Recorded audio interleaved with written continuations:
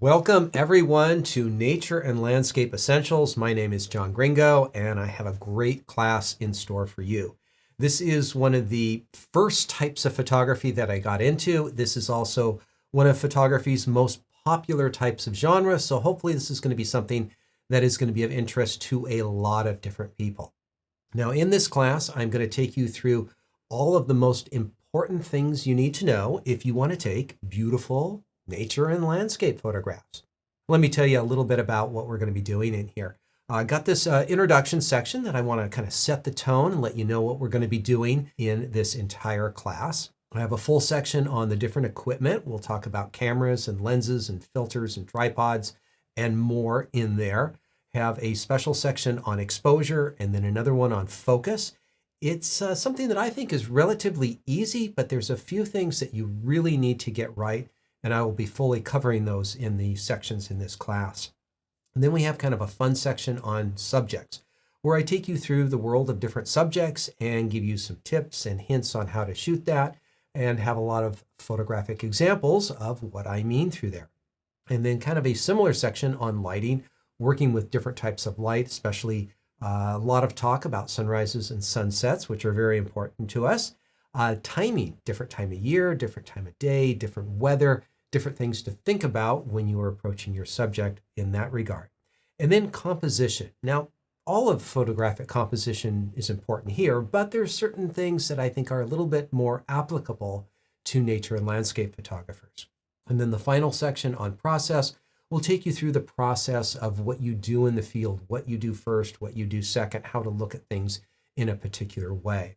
Now, along with the class is a PDF that you can print out or you can view online if you want. And this is going to have a lot of the graphics and a lot of the kind of high points of the class in here. And so there's a lot of different information in here that's a great reminder of what's going on in this class. And so this comes with the full version of the class. All right, nature and landscape photography. Well, this is, as I say, one of the most popular genres of photography. Landscapes don't say no to being photographed. And so it's something that people enjoy being out there already. It's a welcome environment. A lot of people who are into hiking are also into taking photos. Pretty much everyone that I know that hikes takes photos. Now, they might just take photos in a very simplistic manner of themselves at the top of the mountain that they go to or a particular scene that they go to. But some of us, maybe you and me, get a little bit more into the photography and you start focusing more and more on the photography. I want to go on this particular hike because there's a great scene that I want to photograph. Or maybe you hike at an unusual time of day so that you can put yourself in just the right position at the right time. Now, it doesn't matter how serious you are about your photography. This class is going to give you a lot of tools, tips, and techniques on how to get better quality photographs out there. And it's an interesting dynamic between hiking and just being out in wilderness and taking photos. Because if you want to get great nature and landscape photos, you better like hiking, you better like being out there because you absolutely have to do it. But if you just go for a regular hike, it may be tough to get great photos, depending on when and where you go, for a variety of reasons. But one of the things that I always keep in the back of my mind is I have my great photo theory. And this is not, I don't know, maybe not the greatest theory, but it's how to get great photos. And the idea is that there's always something out there that you can find to lead to a great photograph. And so you're never more than 5 minutes away from a great photographic opportunity. Now, it might be 5 minutes down the trail. It might be 5 minutes back the trail. It might be spending 5 minutes really investigating all the small little rocks and plants around you and finding a great macro shot. There's always a great shot out there. The question is where is it and what do you need to do to get to it? And so I'm always going out with a lot of optimism and a lot of hope that there's something out there. It's up to me and opening my mind up, trying to realize what it is out there. And I've been doing this for a long time, and I've been able to find a lot of great photos, I think, in some unusual locations. And this is kind of some of my experience that I would like to pass on beyond the very specific techniques and lessons that I have in this class. I want you to be a better photographer. I want you to increase your observational skills so that you can see more opportunities than you've seen in the past. To understand when you see something, what potential it has. Okay, this is going to be a great location, but I need to come back at sunrise or sunset or in the wintertime or some other time so that you can see what is possible in a particular location. And I definitely want you to expand your imagination of what is possible.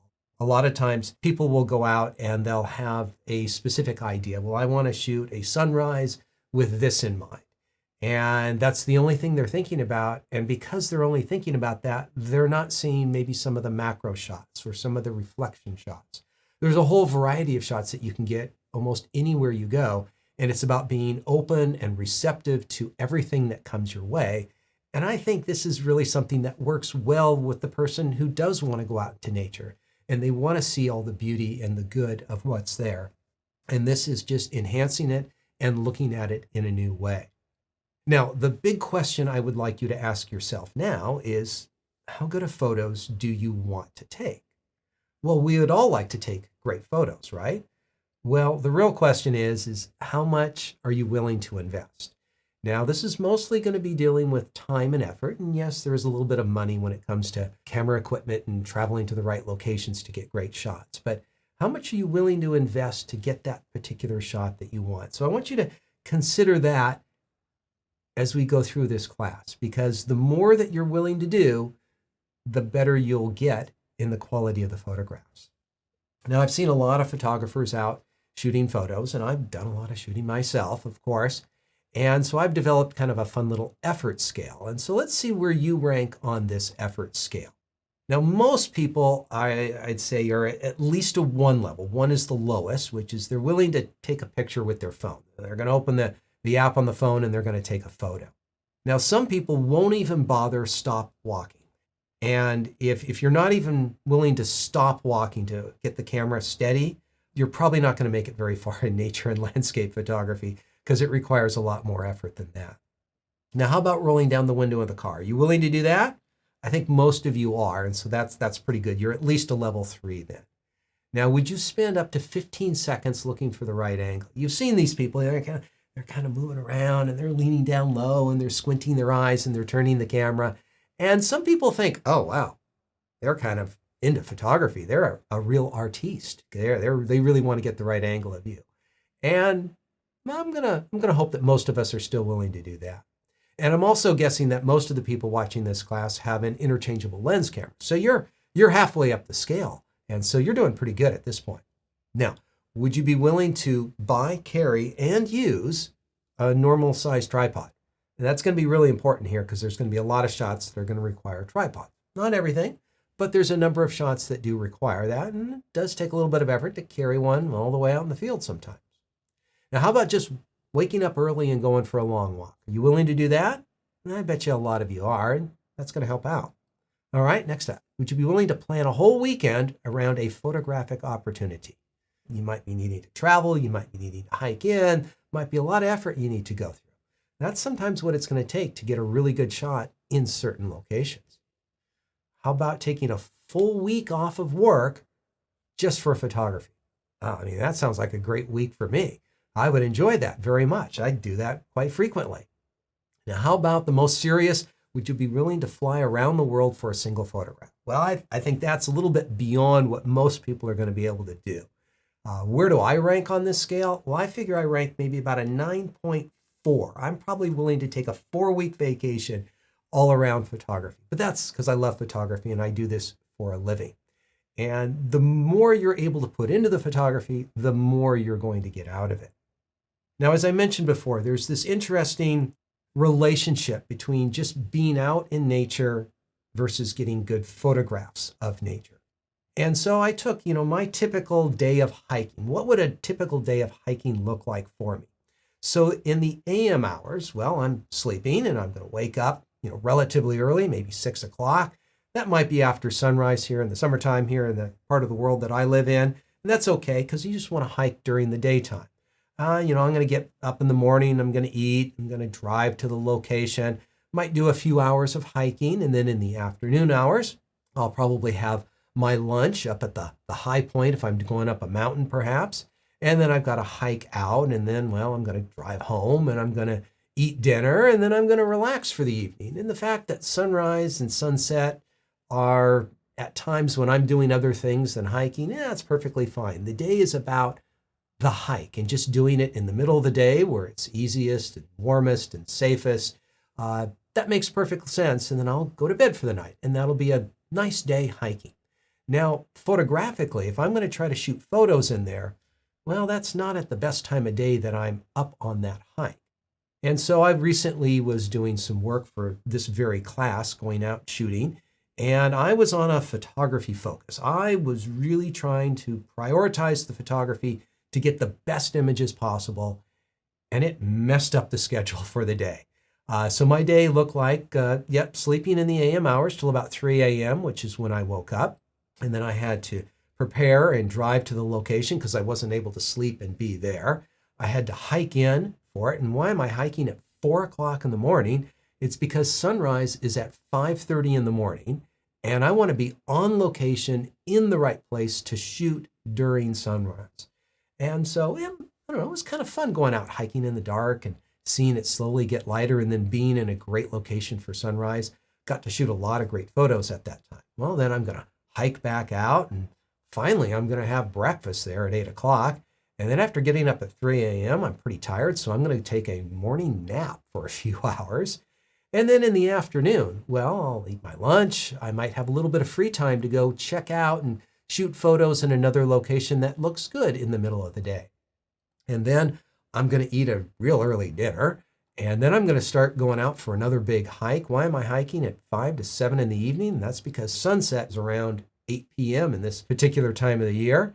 And I want to be on location in the right spot for sunset because that's when I'm going to get the best light in the evenings. And so I want to be out there and I want to be shooting. Now, that ends up meaning I need to hike back in when it's dark. So I've got flashlights and headlamps with me and, the appropriate safety equipment. And I'm not getting back to camp until 11 p.m. at night when I'm going to eat something quick and then go to bed.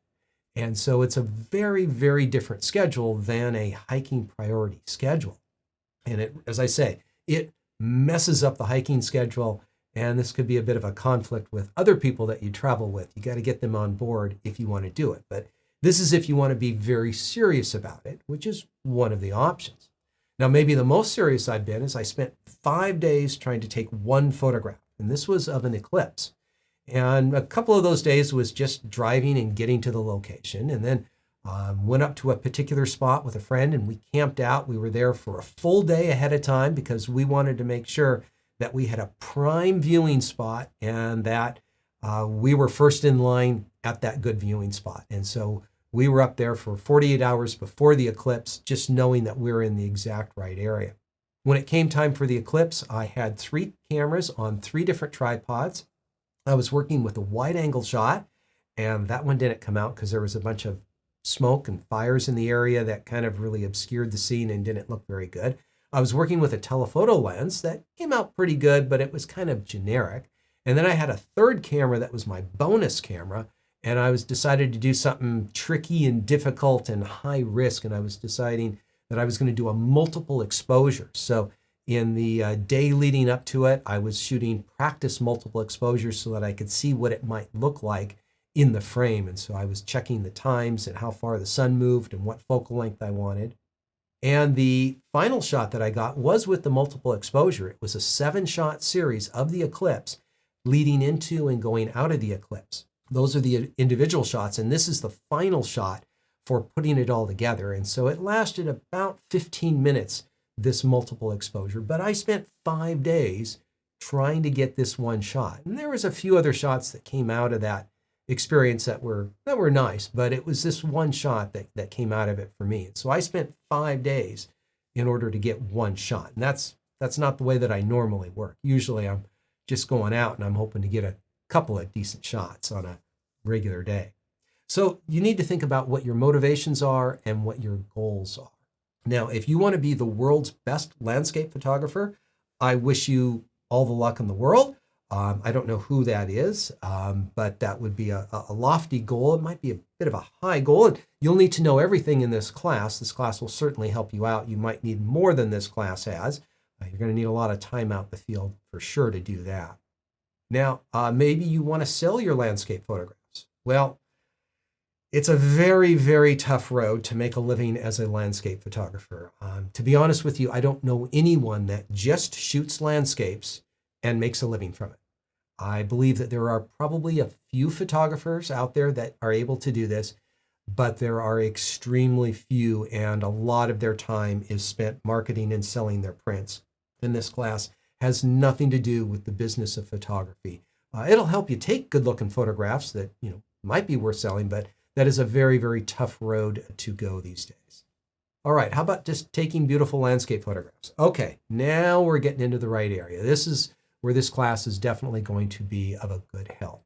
But I also think that just going out and enjoying the day is probably even more important, because there's a lot of times you're going to go out to shoot some beautiful landscape shot and the light's not right. And you'll get some nice shots and maybe not exactly what you're expecting.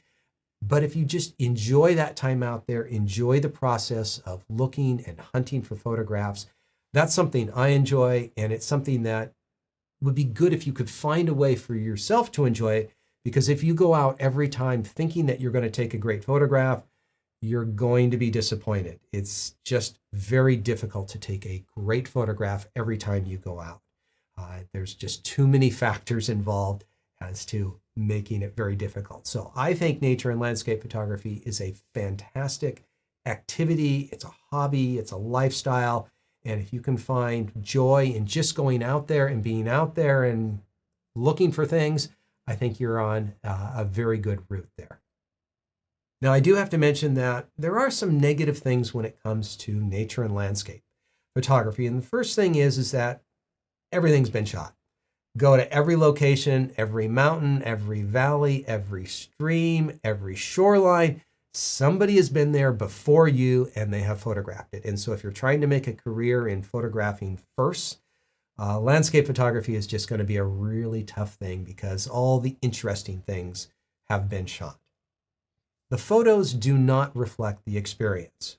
You could go out on one of the most miserable hikes of your life where the mosquitoes are eating you, the temperature is too cold or too hot, it's difficult, you got lost, all these crazy things, and you could end up with great photos. You could go out for one of the nicest hikes you've ever been on and have nothing interesting to come back with in actual photographs. The photographs are what they are, and they're completely different than your experience in many, many different ways. And so there is a big disconnect. And it's sometimes difficult to deal with out in the field because you have a great hike and it's just not so great in photography. And that's sometimes just the way it is, because just the opposite can also be true. And it's very easy to look at any sort of photograph. You'll be looking at a lot of my photographs in this class, and you might say, well, that looks like an easy shot to take. I would have taken that one too, or I would have done an even better job. Well, the effort doesn't always equal the quality. There's a lot more that goes into a lot of photographs than sometimes we give the photographer credit for. I know I've looked at photos in the past and said, that's a great shot. If I was there, I would have shot that. But I wasn't there because it's really tough to get there at the right time of year, at the right time of day, and everything else. And so you think, okay, well, I'm going to put in more effort to take better quality photographs. And the problem is that just because you pour in more effort doesn't mean you're going to get better photographs. You can get up an extra hour early, you can spend an extra day out in the field, and it doesn't necessarily guarantee you better quality photographs. It generally leads to them, but it's not a guarantee. And as I lightly mentioned before, a photographic agenda conflicts with everything else. And so if you want to go out hiking with a partner, a friend, family members, it's going to be really difficult to get the timing right of how long you stop and when you start and where you go. And so that's something that you're going to need to work out. And if you want to do it by yourself, well, you need to take the proper precautions and go that route, or you're going to need to draw some compromises. And that's okay too. Just, fight the battles that you want and pick a few things and, just ask a few small things in order to tilt things a little bit in your direction if you can. Now, want to go all bad on you, let's talk about some of the great things. There are places that have been seen by millions of people. This is a photograph of Antelope Canyon, and this is viewed probably thousands of times a day with tens, if not hundreds of thousands of photographs every single day. I am not the first person to go there. It's been visited a million times before and a million times since, but you know what? I don't care. It's an interesting environment. I've never been to a place quite like it, and it was a very interesting and good photographic experience in many ways. And I did end up with a few great photographs, I think, that I really enjoyed taking and appreciate. So even though it's been done a million times before, it's okay for you to do that and go there and have your own experiences and add it part of your collection. Now, even though you're not going to be the first to really photograph anything, you're the first to photograph everything. Everything's changing, everything's different. The ripples in the water will never be like this exactly again. And so you get to photograph a lot of unique things. And if you can realize when you are in those situations, it's great to take that opportunity to get that shot. That photograph I showed you earlier, this was from 25 years ago, me hiking up at Mount Rainier National Park. And I went back many years later because I wanted to do a new version of the shot, and I can't shoot it anymore. That trail does not exist anymore. The lake has eroded into it. They moved the trail. It's no longer there. You can't shoot that shot anymore. There are other shots you can get, but you can't get that one anymore. Cameras, lenses, and all the accessories seem to be getting better in quality every single year. And so even if you've been to a place before 20 years ago, you can go back and you can capture it in even greater quality. And each of us has our own unique perspective on the world. And so this is very apparent if you ever do a workshop or you take a photo tour and you go with other people to the same location. You all have the same opportunity, but you come back with your own view of the world. And this is something that you'll always be able to put into all of your photographs. And I encourage you to really follow your unique vision and what you find most interesting. Now, as you're out looking around at beautiful things, you might be with people who might say, oh, this is pretty and beautiful, and isn't this gorgeous? And many times that's not enough to cut it for a good photograph. It's not just going to a nice location and pulling out the camera and taking a few random snapshots of it. No, there's a lot more effort that you're going to have to put into it. And there are times when things look fantastic. They're beautiful to sit there and enjoy, but for a variety of reasons, they just don't work in a photograph. And I just accept it. That's just the way it is. Not everything needs to be a photograph, and you can just enjoy certain environments without pulling out the camera at all. Now, the advice that you get, well, you need to be very wary of non-photographers' advice about suggesting where it might be good or bad for a photographer to go. In fact, let's just carry this forward. You need to be suspicious of everyone's advice, even mine to some degree, about where's a good place to go, when's a good time to go shoot. If you're creative, you're always going to be able to find opportunities. And so I take advice very lightly. Maybe it will, maybe it won't. I'll worry about it when I get there. Now, being successful, well, if you want to be successful in nature and landscape photography, you need to be focused on what you're doing. And this is sometimes where you need to be by yourself so that you can really concentrate and not be distracted. As I mentioned before, you need to have your mind open and available to all different types of shots. So you're not just looking for one thing. You're thinking wide angles, telephotos, macros. You're thinking about all the different possibilities that you can add into what you see there. And there is a bit of a process of investigating your subject and doing some test shots and then refining the composition and just embracing the process and working with it, because it will lead you to better quality photographs. Now, I do have some expectations of all of you. First off, you need to be familiar with your camera and the controls and how it works. In this class, we're not going to be covering the specifics of one brand of camera or anything else. This is going to be kind of generic information. As many of you know, I do a lot of camera classes on how to work individual controls on the camera, how to change the ISO and use this feature and that feature. And that would be a great addition to what we're doing in here, because we're not going to be doing that in here. I'm going to be talking about exposure and focus, and these are things that you need to know about on your camera, how to adjust all of these things. And so make sure that you are familiar with that before you start getting into the exposure and the focus section. There's a lot of other sections like composition and light. Doesn't matter what camera you have, but you're going to want to know how to work those things. And as I say, my camera classes or even some of my general photography classes might be able to help you out a little bit more going into some of those particular topics. As far as the equipment that you use, you can use anything that you like to use, that's fine. But to really make the most in nature and landscape photography, it helps if you have manual exposure capabilities so that you can override what the camera might automatically do. The same goes with the focusing. Now you can do it with a camera with a fixed lens, but you will be limited on what you can do. So it tends to be best with interchangeable lenses so you can switch from wide angle to telephoto and so forth. And it is also best when you have an eye-level viewfinder where you can see a very good view of what your subject is, the brightness, the focus levels, and just looking at the back of the camera or the phone can be a little bit difficult. So you can use whatever you want, but it tends to work best with that type of equipment. Now, when we're talking about being in nature, part of me wants to do a whole side road trip here and talk about preparedness for being in the out of doors. And well, we don't really have time for it in an essentials class like this. So one slide, you need to be prepared. You need to know what you're doing and where you're going. You need to have the right gear, the right clothing, the right food, all of that stuff. It helps if you're fit so that you can make your way in and out without any problems.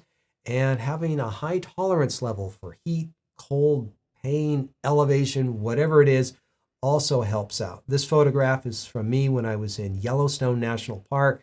In the wintertime, it was minus 39 degrees. I was out shooting for about 3 or 4 hours, and I loved it. It was fantastic. It was some beautiful scenes.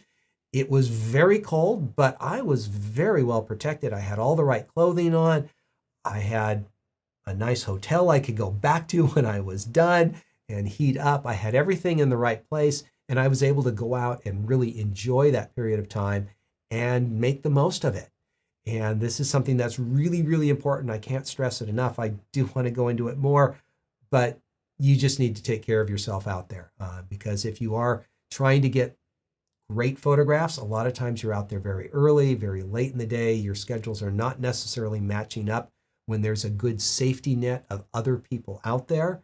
And so do your research and take care of yourself. Be safe out there, folks. All right, I know we're just in the introduction section, but I thought I'd throw in just some quick tips for people who want to get started right away. First thing that you want to do if you want to get good nature and landscape photos is you need to spend time in the field. You need to have that opportunity to get out, away from the road, really examine your subject, and spending time out there is the best way for doing that. You need to make sure that you are ready for your journey. You are fueled up. You are able to hike in. You're not going to have other distractions that are bothering you because you didn't take care of them. Same thing goes with your gear. You've got all the right gear in place. It's packed right. You can carry it easily. You can access it in ways that you like to do it so that it's not causing any sort of problems out there. Explore your subject. And so when you come upon a subject, where else can you shoot it from? What different perspectives? Explore the different compositional opportunities that you have. Don't just necessarily whip the camera out and take the fastest photo you can, especially if it's of a mountain or a tree that's not moving and gives you a little bit of time to really look at the different options out there. There is a bit of a process, and make sure that you're doing it right. You don't want to rush and set your tripod up but not lock the legs and have the camera slowly moving and capturing a blurry shot.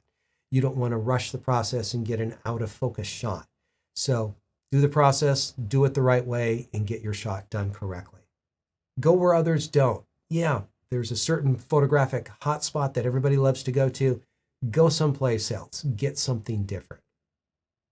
We'll talk more about the polarizer, the split ND, and the tripod in the equipment section, but those are things that I pretty much always have with me. Sometimes I leave the tripod behind in the middle of the day, but I'm always going to have a few key tools that are important to me all the time. Putting yourself in position for the good light. And this is where I talked about going out hiking at sunrise and at sunset so that you are at the spot you want to be when the light is at its very best. Target rich environments. Well, this is one of the reasons that there are national parks in many, many countries around the world. It's where there is a high accumulation of beautiful environments. And while I did say tip number 5, go where others don't, and I know a lot of people are going to go wherever there's a lot of things to shoot, it does just give you a lot of options when you're in a rich environment. And the number 1 tip is invest in high potential opportunities. And this is where you are going to get the greatest quality shot, but it might be a little bit risky. Yeah, I'm going to hike out this 5 miles and we're going to go to this one spot. And if the weather's just right, it's going to be spectacular. And maybe it's going to turn out well, and maybe it's not. Maybe it's a 1 in 10 chance, but if you really want to get that fantastic shot, you're going to have to put that time in and keep going out to do it. So once again, kind of comes back to putting in the effort to make it happen. It's not guaranteed, but the more effort you put in, the better results you're likely to get. Now, you might be wondering, when you head out to take photos, how good of photos can you expect to get? Well, there's a lot of factors, and you want to try to get as many things going in your direction for good quality photos as possible. And so they fall into some different categories. Where are you going? What's the general location, and what is the specific subject that you're going to shoot? Some places are just a little better than others in their interest in the quality of photos that they're likely going to lead to. When are you going? What time of year is it? What season is it? What time of day are you going to be there, and what sort of light are you going to experience? And these you do have a lot of control over when you decide to go to your particular location. And then kind of the how. This could be the weather. This is a bit of an X factor. You can't always plan on this. But with weather reports, you're able to get a pretty good idea in the hours and days leading up to it what you can expect. Now, there are other factors, like I was recently working along the ocean, so the tide was really important. That was something that you had to be very aware of. And so depending on different environments, you might have some other factor, not the tide, but something else that changes from time to time, and that's really going to affect how that subject is going to look. And then what are you going to do with it? This is where you have a lot of control. Where are you going to stand? What lens are you going to use? And exactly how are you going to compose it? And these are the factors that I'm thinking about as to how can I get this going in my favor? Can I go there at the best time of year? What's the best time of the day, the best time of the year? When am I going to get the best light? And you get more of these playing in your factor, well, that means you're more likely to get better quality photographs in the end. All right, so let's talk about what's going to be in the remainder of this class. Section 2 on equipment. We're going to talk a little bit about cameras. It really doesn't matter what camera you use. You can get great photos with lots of different options out there. But we'll go through all of the other equipment. Probably of most interest to me is the different lenses and the different options. You know, what type of wide angle or telephoto or macro lenses or tilt shift lenses can help you out in nature and landscape. Section 3 on exposure. Well, you would think exposure is pretty easy, but there's some very important things to know in here. And I'm going to go through the exact specifics of where you would set shutter speeds, apertures, ISOs for different types of scenarios, and what you want to look at to make sure that you are getting the best exposure possible. In the focus section, well, you would think it's once again very easy. We are not focusing on subjects that are moving around a lot. We can use autofocus, manual focus, but we also want to get our focus set correctly so that everything is in as sharp a focus as we want it to be. Section 5 on subjects, we're going to kind of go around the horn on a lot of different types of subjects and what are some of the most important things you want to be doing and looking for to get the best possible shots in those scenarios. And then similarly, we're going to look at the different types of light and what type of subjects work well in different types of lights. And I have a very in-depth section on sunrise and sunset, which one is best and how do you work through the 3 different stages of a sunrise and sunset, and what type of subjects would you be looking for and shooting during those events. The timing of your photographs is clearly important, so we're going to look at the different timing options and things to look for and how to make the most of that situation. In the composition, well, as we've said before, all the standard advice will apply here, but there are some things that I think are a little bit more valuable when it comes to nature and landscape photographs, and we'll be talking about those in this section. And then finally, in the process section, we'll be going through the process of looking at your subject and refining it. When do you do focus, exposure? How do you play around with composing? Why would you shoot more than one shot? Go through a lot of different things here to help you really put all the pieces together that we've talked about earlier on in the class. And I'd like to end this introduction section with my formula for great photographs. And so these are all the things that you need going in your favor. First, it helps to have a reasonable or good camera, the right technique, which we'll be going through in this class. Being in the right location at the right spot at the right time is, of course, very important. We'll talk a little bit about that in here as well. And then having the right composition. So there's a lot of personality that you can put into your own composition. And so I want to give you some tips that are good places to start, but I want to encourage you to take it all in your own direction. All right, folks, there you go. That is the introduction. I just kind of want to let you know what we're going to be doing in this class, setting the tone so that we're all in the right mood and the right direction for going on a great journey and taking some great nature and landscape photos. All right, folks, thank you, and we'll see you in the upcoming sections.